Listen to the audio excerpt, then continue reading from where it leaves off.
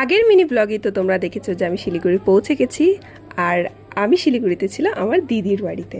এবার তোমাদের আমি বলছি যে সেখানে আমি কেন গিয়েছিলাম। সেখানে আমি গিয়েছিলাম কারণ আমার একটা চাকরির পরীক্ষা পড়েছিল শিলিগুড়ি একটা কলেজে, সেই কারণেই যাওয়া আর কি।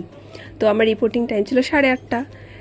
আর যেখানে দিদির বাড়ি সেখান থেকে সেই কলেজটার ডিস্টেন্স 30 মিনিটস। তো আমি সকাল সকাল 6টার সময় ঘুম থেকে উঠে পড়েছি, আর 6:30টার মধ্যে আমরা কিন্তু সেখান থেকে বেরিয়ে পড়েছি। আর তোমরা তো জানো শিলিগুড়ি রাস্তায় কতটা জ্যাম হয়, তো সেই জন্যই এত আগে যাওয়া, যাতে লেট না হয়। আগে গিয়ে দাঁড়িয়ে থাকি, বাট যেন লেট না হয়। তো বাইরের পাহাড়ের দৃশ্যগুলো দেখতে দেখতে যাচ্ছিলাম, খুবই ভালো লাগছিল।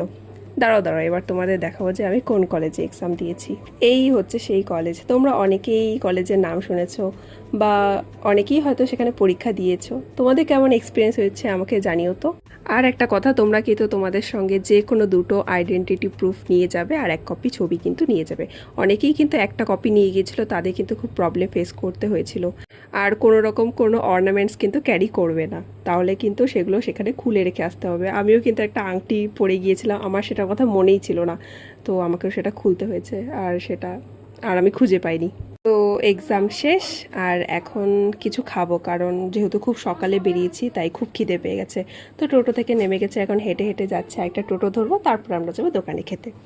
চলে এসেছি একটা মিষ্টির দোকানে, সেখানে আমরা খেয়েছি পুরি তরকারি। তো আজকের ব্লগটা এতটাই, দেখা হচ্ছে নেক্সট মিনি ব্লগে।